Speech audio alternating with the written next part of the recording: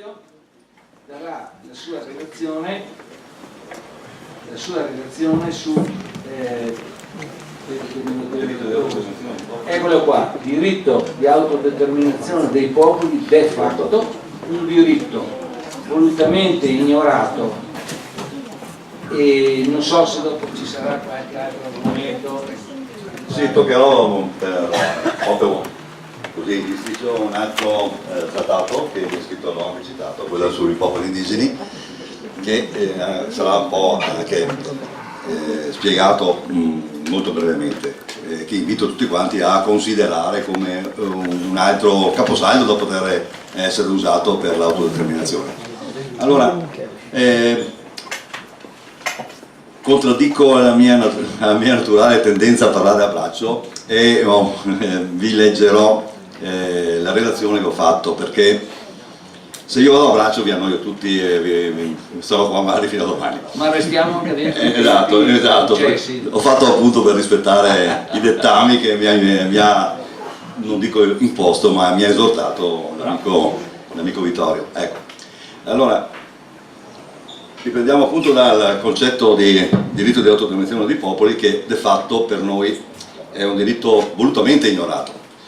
Diciamo che alla fine della sanguinosa seconda guerra mondiale gli stati vincitori e non hanno recepito che il futuro dell'umanità è legato indissolubilmente al concetto di pace tra i popoli.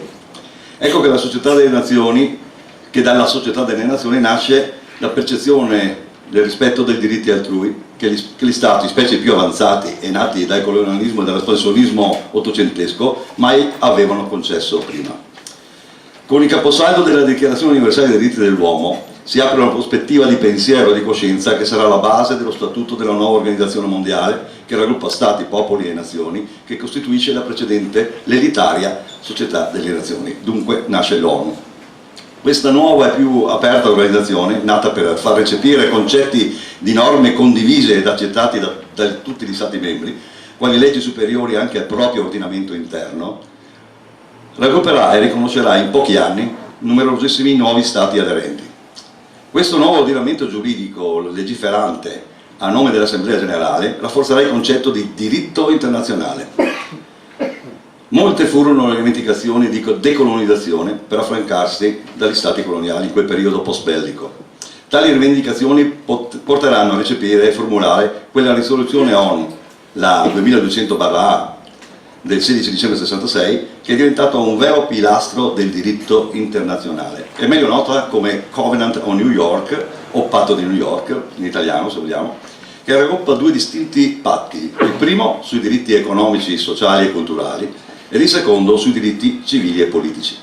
Ambedue hanno alcuni articoli condivisi, vere pietre miliari del diritto internazionale, che riprendono concetti di popolo ed appartenenza, già menzionati in altre risoluzioni precedenti, ma ampliati ed elevati a diritto di ius cogens, quindi un diritto inalienabile dell'uomo.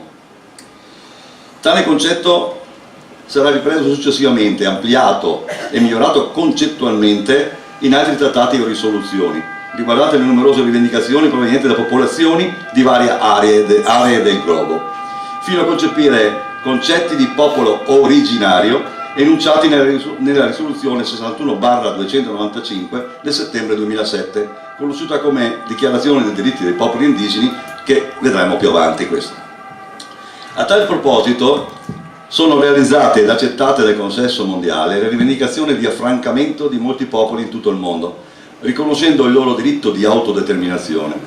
Anche nella vecchia Europa, scusate la pagina perché nella vecchia Europa questo diritto si è realizzato, ma è stato aiutato da un periodo storico e fatti concomitanti come il crollo del muro di Berlino e la dissoluzione dell'Unione Sovietica, che a cascata ha interessato tutto l'ex bloc URSS e paesi della sua orbita politica, ma ancora numericamente poche nel continente europeo in proporzione al numero di popoli esistenti, ed ancora racchiusi in stati sovranazionali costituiti nell'Ottocento. Le rivendicazioni di autodeterminazione arrivano e sono alquanto numerose anche nell'Europa occidentale, anche all'interno della comunità europea. Sono note le rivendicazioni degli scozzesi, dei baschi, dei fiamminghi e valloni, dei gallesi, dei nordirlandesi, dei bretoni, dei sudtirolesi e dei veneti anche. Tutti con percorsi politici differenti nel metodo, non nelle aspirazioni, e tutti con la sola eccezione della Scozia, contrastati duramente dai loro governi occupanti.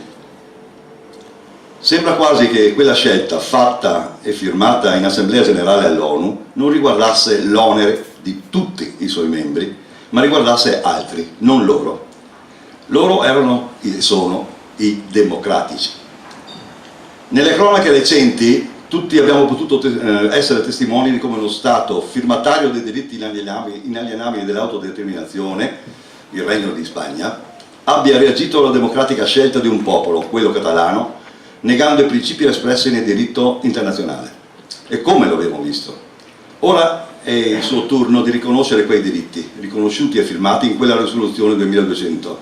E deploriamo non solo la Spagna che nega tali diritti, ma la stessa Europa e l'ONU, che nulla hanno fatto e neppure contestato il comportamento violento, incivile ed antidemocratico di uno Stato membro e firmatario. E la Spagna non è l'unico Stato europeo a negare tali diritti. Anche il popolo veneto conosce tali comportamenti ipocrita ed illegale dello Stato italiano. Nei territori veneti dell'ex Generalissima Repubblica Veneta, ora diviso in 4 amministrazioni statali denominate regioni, come da strategia di origine romana del divide ed impera, il popolo veneto, seppur privato del riconoscimento di essere tale per identità, storia e tradizione, si sta risvegliando dal torpore indotto dalla propaganda, dalla stampa, dalla scuola, dalle istituzioni di Stato, e contrasta in tanti modi la negazione dello Stato italiano della propria esistenza e rivendica le proprie radici, la propria storia, la propria lingua, al fine di non essere relegato nell'oblio. L'Italia è il terzo occupante dei nostri territori. Volenti o nolenti è così. Sempre invasi e colonizzati dal 1796, non 97, quello è caduto perché, come sappiamo, è stato invaso un anno prima in parte del territorio della Serenissima, e con l'avvento del novello Attila Napoleone, che con le sue orde violentò la Repubblica e la defraudò di ogni bene artistico di valore, di ogni simbolo della sua esistenza statuale, con il palese intento di farlo sparire dalla storia con l'inganno di Leoben e di Campoformio. Dico Campoformio perché è in Veneto, perché in italiano è Campoformito. L'occupazione è continuata con gli Asburgo e quindi nuovamente con i francesi fino al 1814. Il congresso di Vienna commise un'ulteriore violenza a danno di Veneti, negando la restaurazione della gloriosa Repubblica, che veniva assoggettata all'Austria fino al 1866. Il plebiscito truffa, o meglio farlocco, scusatemi se lo dico, ma io credo sia proprio una farloccata, grazie, ciao Giovanni, dove venne concesso il voto anche ai militari occupanti italiani, sancì l'attuale destino del popolo veneto, dove ancora sta subendo una delle peggiori colonizzazioni e la negazione della propria esistenza. Negli ultimi 40-50 anni, e per merito di pochi grandi uomini studiosi della propria storia, il senso di appartenenza ad un popolo con storia, lingua, cultura e tradizioni in comune si sta diffondendo e facendo largo tra i innumerevoli soprusi messi in atto dallo Stato centralista. Ecco che alcuni movimenti e partiti puntano su rivendicazioni di autonomia regionale, cosa che contrasta con i veri territori della Repubblica e la nostra Repubblica, ecco, in questo caso, quella della Repubblica, e che indirettamente avvalla la giurisdizione italiana. Ottengono lusinghieri risultati elettorali, ma saranno fagocitati da coalizioni con partiti pseudo-indipendentisti. Io li chiamo così, scusatemi, ma dell'indipendentismo qualcuno non ha nulla. Nel tempo mostreranno il vero volto e scopo, nel solo intento dell'accaparrarsi posizioni di potere all'interno dello Stato. Il 9 maggio del 1997 veri patrioti di un popolo che non vuole essere dimenticato attuano l'eclatante azione di liberare Piazza San Marco a Venezia, capitale e simbolo della Serenissima. Sarà un vento che rinvigorirà il fuoco dell'identità dei Veneti, eredi di una civiltà millenaria. Grazie anche a questi fatti e a questi patrioti, seppur con grande difficoltà dovuta all'ostruzione voluta dall'Italia, il senso di appartenenza al popolo storico della Serenissima sta da allora riaffiorando in molti veneti e non. La via politica attraverso i partiti per rivendicare l'indipendenza del popolo della più longeva Repubblica dell'umanità sfocerà in tanti proclami o promesse, ma nessun risultato tangibile. Anche un referendum telematico per l'indipendenza non governativo darà solo illusioni. E dalle richieste partitiche di referendum istituzionali per l'indipendenza, la Consulta risponderà con un suo parere di negazione e quasi di scherno a chi chiedeva ai colonizzatori di riconoscere l'esistenza del popolo veneto, dichiarandolo invece essere stato assimilato e ricongiunto, sottolineo, allo Stato italiano, che rivendica radici che mai gli appartennero, prima della sua formazione sotto un'egida monarchica straniera solo 152 anni fa. Da questa situazione politica e consapevoli che nulla sarebbe cambiato tramite partiti e come unica via alternativa a dover sottostare alle concessioni elettorali tramite il voto che li legittimi, rimane il diritto internazionale. Questa è la via scelta rivendicata dal Comitato di Liberazione Nazionale Veneto tramite uno dei caposaldi che lo compongono, la decolonizzazione. Un percorso legale, in quanto riconosciuto dal consesso degli Stati, che viene rafforzato da più risoluzioni e che prevede anche la formazione di movimenti di liberazione, ai sensi dell'articolo 96.3 del primo protocollo aggiuntivo alle Convenzioni di Ginevra del 1977, come soggetto giuridico di riferimento che ne rappresenti le rivendicazioni per conto del proprio popolo. A tale scopo abbiamo presentato a mano l'atto di fondazione del 25 dicembre 2014 agli uffici dell'Alto Commissariato dell'ONU, o HCHR per chi non lo sappia, di Ginevra, il 25 luglio 2016 e successiva denuncia contro lo Stato italiano il 10 novembre 2016, perché non riconosce l'attuazione delle norme e dei principi del diritto internazionale. Una via che altri prima di noi hanno percorso in modi diversi e non sempre pacifici, parlo di altri popoli in questo senso. Ecco il punto. Noi siamo caparbiamente convinti che la superiorità del diritto internazionale, riconosciuto da ogni Stato membro, sia l'unica via non cruenta da perseguire pacificamente e nel diritto, di cui tutti gli Stati devono il rispetto. Come detto prima, anche lo Stato Italia si professa democratico e rispettoso degli obblighi intrapresi, ma nella realtà tutto ciò viene costantemente e volutamente negato. I nostri continui richiami all'osservanza dei principi sottoscritti vengono puntualmente disattesi, nella migliore delle ipotesi.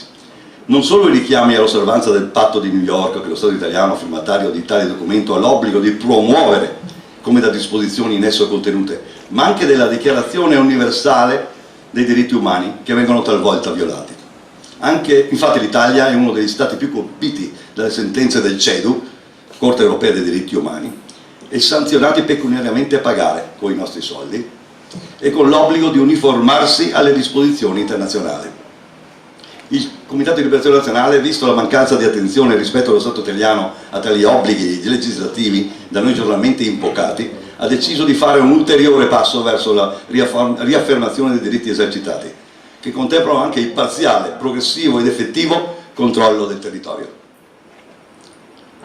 In questo lo Stato Italia ci ha involontariamente dato un piccolo aiuto, tramite il decreto legislativo 212 del 13 dicembre 2010, il quale ha abrogato in via definitiva il Regio Decreto 3300 del 4 novembre 1866 e la relativa conversione in legge del numero 3241 del 18 luglio 1867, dove si ratificava la presunta volontà popolare di annettersi al Regno d'Italia, dopo il risultato del plebiscito del 21 e 22 ottobre del 66, come ben sappiamo tutti. L'abrogazione di tali leggi, unico vincolo giuridico di annessione che rendeva legale la giurisdizione italiana e del Regno d'Italia, riportano di fatti il popolo veneto alla situazione politica antecedente il plebiscito stesso. Quindi, come espresso dalla pace di Vienna, di cui il plebiscito era il passaggio imposto cui doveva sottostare l'Italia, il popolo veneto con tale abrogazione tornava ad essere l'unico padrone del proprio destino e poneva lo Stato italiano de iure in difetto assoluto di giurisdizione sui territori interessati. Questa legge interna va ad aggiungersi alle leggi del diritto internazionale che rivendichiamo anch'esse giornalmente. E gli effetti non si sono fatti attendere, con le frequenti serate informative che il Comitato di Liberazione organizza sui territori, spiegando la storia del popolo veneto, sempre omessa nei libri di scuola, e dei diritti che da quella condizione di popolo ne deriva, che sono contemplati e rivendicabili dalle norme internazionali. Si segnalano al pubblico i soprusi giornalieri e la necessità del coraggio nell'opporsi, con la necessaria determinazione e consapevolezza che quanto rivendicato è perfettamente legale e contemplato dal diritto internazionale. Dapprima ironicamente dileggiati, questo mi ricorda un po' Gandhi se vogliamo, ecco che arrivano i controlli di polizia alle serate sul territorio e le successive perquisizioni a casa di molti occupanti dell'autorità nazionale veneta. Quasi tutti di noi sono stati soggetti di questo abuso. Del 29 novembre 2016, con un avviso di indagine e le accuse di associazione a delinquere, attentato all'unità dello Stato in base all'articolo 5 della Costituzione, istigazione all'evasione dei tributi in base a una legge provvisoria del Capo dello Stato del 1945, precostituzionale, perciò ragazzi pensate dove si attaccano allo Stato italiano, ok? Ed altre minori, perché quelle manifestazioni non consentite per noi sono bisquiglie, scusate l'arroganza, ma dobbiamo diventare come loro se vogliamo andare avanti. Il rischio di venire condannati a vari anni di reclusione verrà discusso in Tribunale di Vicenza il prossimo 19 dicembre e noi siamo tutti coinvolti. Da parte nostra reagiamo con le armi del diritto a cui ogni Stato ha l'obbligo di ottemperare. A nostra volta denunciamo alla giustizia italiana gli abusi e le omissioni nel recepire i doveri che quelle stesse leggi comportano da parte di molti dipendenti pubblici, di enti statali e delle forze di polizia. Siano militari o meno in questo caso, perché sapete che abbiamo i carabinieri che sono militari, no? Siamo uno dei pochi stati al mondo a cui abbiamo una polizia che comanda tutte, come la Guardia di Finanza, del resto siamo uno dei pochi al mondo che è un corpo militare. Sono legionari. Vabbè. La legione dei carabinieri sono legionari di Roma. Questo è l'antico mito, ma è morto circa... Allora cosa dobbiamo dire? Non è che è morto. Scusate, ho perso il filo. Tantissimi autodeterminati con il comitato stanno recependo che il diritto va rivendicato con ogni mezzo legale e pacifico, con forte determinazione e convinzioni di queste leggi. In questi anni gli autodeterminati che si dichiarano di nazionalità veneta e che riconoscono il comitato come loro soggetto giuridico di riferimento è andato ad aumentare considerevolmente, raggiungendo le parecchie migliaia, segno che seppur con un percorso difficile di volontà, di coraggio e partecipazione, i sentimenti di libertà e di identità, di appartenenza e conoscenza delle proprie radici storiche, culturali, linguistiche e di valori hanno reso il popolo veneto, nazione storica d'Europa, consapevole delle sue rivendicazioni sancite dalle disposizioni del diritto internazionale, che il Comitato di Liberazione sta divulgando ed attuando alla lettera in quanto in esse disposto. Come detto poc'anzi, il Comitato attua un'effettiva pacifica opposizione verso ogni sopruso economico, civile, politico e culturale da parte dell'occupante, dal quale pretendiamo rispetto della loro stessa Costituzione italiana, che annovera tra i principi fondamentali, come disposto dall'articolo 10, che l'ordinamento giuridico italiano si conforma alle norme del diritto internazionale generalmente riconosciute. Dunque, qui lo Stato fa sempre un abuso perché questo articolo costituzionale prevede che lo Stato si adegui al diritto internazionale come norma superiore in questo caso.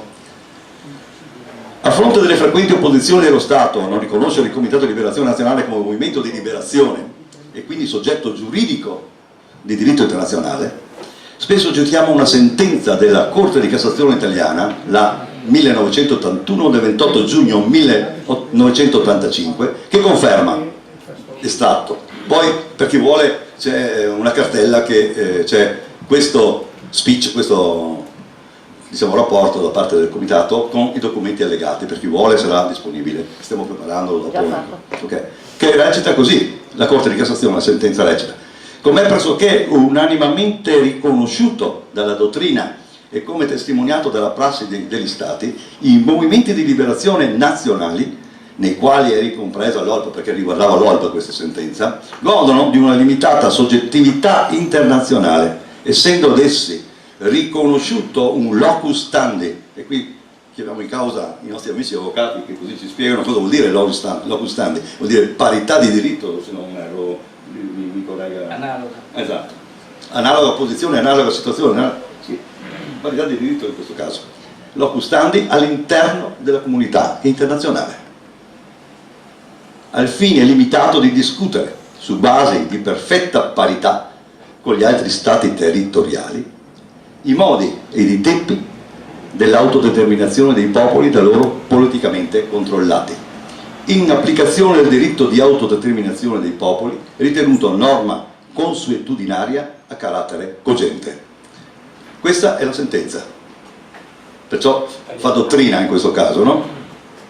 Per rafforzare la legalità del percorso ad attuare una forma di giurisdizione di Stato in divenire, l'ANV, che praticamente è l'autorità provvisoria nazionale veneta in questo caso, che è su disposizione appunto del 96.3, che è praticamente il protocollo dell'articolo del protocollo aggiuntivo del protocollo aggiuntivo di Ginevra, praticamente, forma di autorità governativa provvisoria prevista dal precedente suscitato protocollo aggiuntivo di Ginevra, per mantenere i rapporti con gli stati terzi tramite i suoi rappresentanti, ha consegnato personalmente lo scorso 30 maggio alla sede dell'AIA esplicita dichiarazione di riconoscere la giurisdizione della Corte Penale Internazionale sui territori veneti occupati. A tale dichiarazione è accompagnato degli allegati dove si evince l'abrogazione della giurisdizione italiana attuata di sua sponte tramite la legge 212 del 2010 e da un primo approccio di denuncia dello Stato italiano per inquinamento ambientale con intrinseco rischio di genocidio per omesso controllo degli enti statali e regionali degli sversamenti nelle falde acquifere del territorio di sostanze chimiche altamente nocive alla collettività attuati da azienda precedentemente partecipata con enti statali.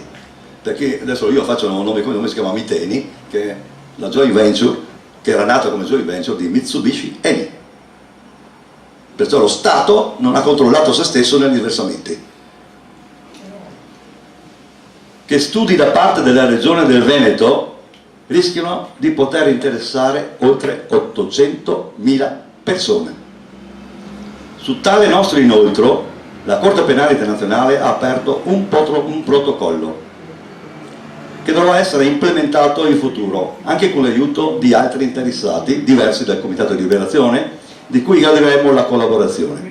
Infatti il nostro movimento ha costituito, sotto l'egida dell'ANV, dell'autorità nazionale, oltre ai GIR e difesa, che qualcuno di qua sono qui presenti come potete vedere, varie commissioni riguardanti specifiche tematiche, che potrebbero essere paragonate a dei piccoli ministeri, dove vengono sviscerate varie problematiche e si cercano soluzioni fattibili e concrete per rendere effettivi i nostri diritti. Ecco così che abbiamo la Commissione legale, tributaria e diplomatica, quindi la Commissione comunicazione, la Commissione SAI, che praticamente comprende salute, ambiente ed istruzione, e che spero divenga molto importante per i problemi che dovrà affrontare come inquinamento e problemi derivanti, la salvaguardia del territorio e la salute, intese anche come libertà di scelta dopo le leggi dittatoriali e discriminatorie imposte in ambito vaccinale. Come sapete abbiamo tutti l'obbligo ormai di vaccinare tutti i nostri bambini e abbiamo l'obbligo più alto, percentuale più alta in Europa, 10 vaccini entro i 6 anni mi sembra, una roba del genere, e diventa un'assurdità quando il resto d'Europa al massimo ne ha 4 e in Nord Europa stesso, tutti gli stati del Nord Europa non hanno nessuno. Già la disparità è anche all'interno della comunità europea in questo senso. Come vedete l'impegno è a tutto tondo e siamo solo agli inizi in alcuni comparti. In aggiunta a questo è stato deciso anche l'inoltro al segretario generale e al competente ufficio affari legali dell'ONU la domanda di adesione dello Stato Veneto, rappresentato in questo caso dal Comitato di Liberazione, di far parte dell'Assemblea Generale ONU come Stato neutrale, non membro osservatore. Tale inoltre è stato eseguito il 14 settembre tramite PICO raccomandata dalla Svizzera. Per perseguire, l'ho messo io dalla Svizzera perché mi ero dimenticato di scriverlo, ve lo confermo. E abbiamo anche il tracking che è arrivato tutti quanti a destinazione, perciò siamo convinti, cioè siamo sicuri che sono stati recepiti e ricevuti da persone competenti a cui è stato destinato. Per perseguire il percorso di decolonizzazione ed affermare sempre più la volontà del popolo veneto di autodeterminarsi e rafforzare l'azione pacifica del diritto di effettività e di rivendicazione delle disposizioni che contemplano tale diritto, come più volte ribadito volutamente ignorato, ed al fine di contrastare pacificamente gli abusi dell'occupante, Il Comitato di Liberazione ha da tempo organizzato un folto gruppo di volontari, i GIR, appunto come dicevo prima, intervento rapido e un reparto difesa, che perorano la tutela degli autodeterminati soggetti a vessazioni ed abusi da parte di enti ed apparati dello Stato ad essi collegato. Abbiamo difeso dello Stato cittadini in condizioni economiche precarie dalla vorace amministrazione italiana. In questi frangenti lo Stato schiera coercitivamente plotoni di nuclei e altri sommossa per reprimere ogni eventuale opposizione. Spesso i GIR hanno opposto fiera e pacifica resistenza, affiancando i cittadini autodeterminati nel far valere e rivendicare i diritti e la cessata giurisdizione dello Stato italiano sui territori veneti, come Piovene Rocchette, Cornuda e Cavagliano Veronese, per citare solo alcuni degli ultimi. Ricordo che lo Stato Italia è ai primi posti per la tassazione sui redditi, dove ha raggiunto una percentuale inaccettabile del 70%, e questo non lo diciamo noi, ma lo dice anche in organi di informazione, perfino la televisione per la prima volta ha messo il 70% della tassazione. Che i nostri territori hanno il diritto, hanno il non violabile record di suicidi indotti dalla crisi economica, e dove gli introiti fiscali ed erariali mai hanno registrato debiti o passività economica nei confronti dello Stato colonizzatore, questo da sempre. Anzi, proprio i bilanci dello Stato confermano che da quando istituiti gli enti amministrativi territoriali, le regioni, quella del Veneto ha sempre avuto un residuo fiscale elevatissimo e mai in passivo, con cifre che hanno superato i 21 miliardi annui nel passato. Questo, adesso la crisi ha colpito anche noi. La regione, ente italiano e i suoi amministratori, ben si vanta di tali performance. In aggiunta si vanta anche dei risparmi effettuati sui trasferimenti pubblici, specie in ambito di sanità pubblica, purtroppo.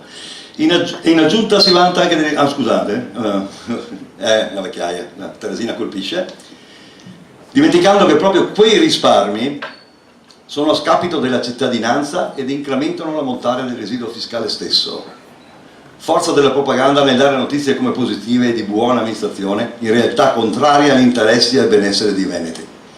Oltre ad aver subito la truffaldina annessione tramite la farlocca concessione del voto pubblicitario, denominazione già pregna di certezza del risultato, in un territorio occupato militarmente da oltre 3 mesi e che quindi terza occupazione militare, continua la decolonizzazione del popolo veneto anche tramite la negazione della propria storia, lingua e identità, e soprattutto le mai cessate vessazioni fiscali subite, che hanno comportato la povertà indotta e la susseguente diaspora del popolo veneto.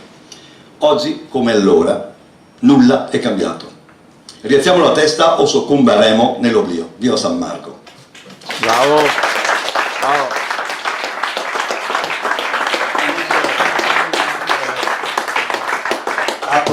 Vi ringrazio degli applausi, ma non sono degno, come si dice. Come dice una volta comunque. Adesso vado alla sua seconda parte, molto breve, così non vi romperò più di tanto. E voglio appunto introdurvi verso, per me, una nuova scoperta, magari qualcuno altro meno, per quanto si tratta appunto dei trattati dei popoli indigeni. Come avevo promesso all'inizio di questa relazione, sono innumerevoli le leggi del diritto internazionale che supportano e difendono il diritto all'autodeterminazione dei popoli. Qualcuna è stata menzionata e tante altre riprendono il medesimo concetto, così ben esplicato nel patto di New York. Un fondamentale passo in avanti è stato fatto con la risoluzione ONU delle più recenti, la 61/295 del settembre 2007.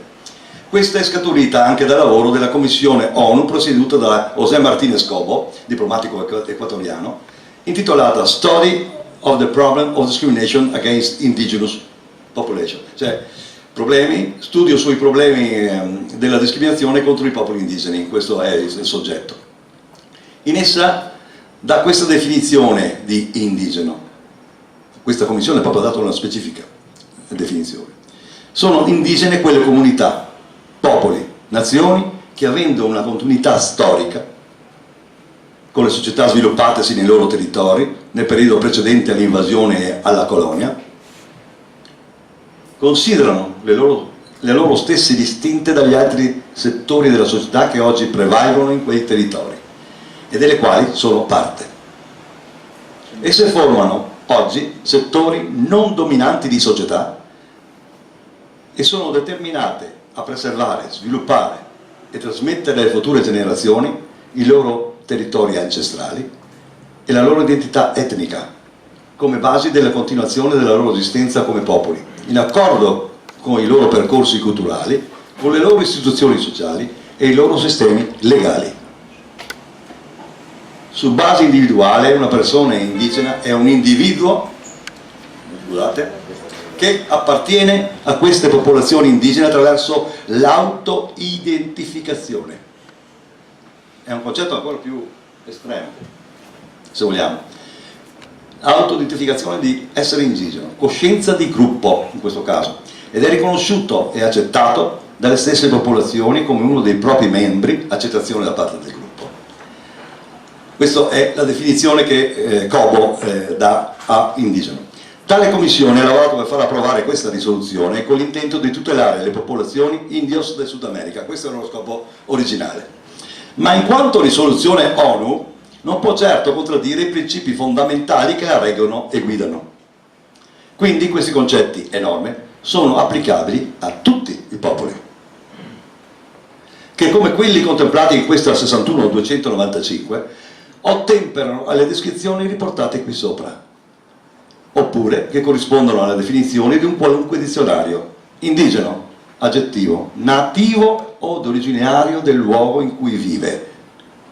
Gli elementi specificati sul piano eterologico antropologico che risultano essere sempre appartenuti a un ambito geograficamente determinato. Scusate, posso dirmi che mi sento anch'io indigeno? Bravo, bravo. All'interno di questa importante risoluzione vengono espressi grandi privilegi a difesa e preservazione delle caratteristiche delle popolazioni indigene e autoctone, o autoctoni in questo caso, che ne fanno titolari indiscussi di diritti ancestrali sui loro territori. Ecco che diventa loro il diritto, anche di veto, sull'eventuale uso del territorio, ricchezze architettoniche e paesaggistiche, delle ricchezze naturali, idriche, faunistiche e quant'altro. Come si vede, qui vengono toccate importanti considerazioni che vanno tutte a favore delle popolazioni originarie, siano esse indios, aborigene o autoctone. Credo che in un prossimo congresso potremo sviscerare tali diritti che ne potrebbero scaturire. Anche negli altri continenti, compreso qui, e Europa compresa in questo caso. Vi allego anche questo estratto nella cartella, no, vi rimando a cercare di internet, la risoluzione ONU è la 61-295, perciò non è un problema. E poi potete richiedere le nostre cartelle ai nostri caricati qui. Sperando di non avermi annoiati, scusatemi, oltre il limite della sopportazione, vi ringrazio della pazienza che mi avete concesso. Un caro saluto a tutti e vi Bravo.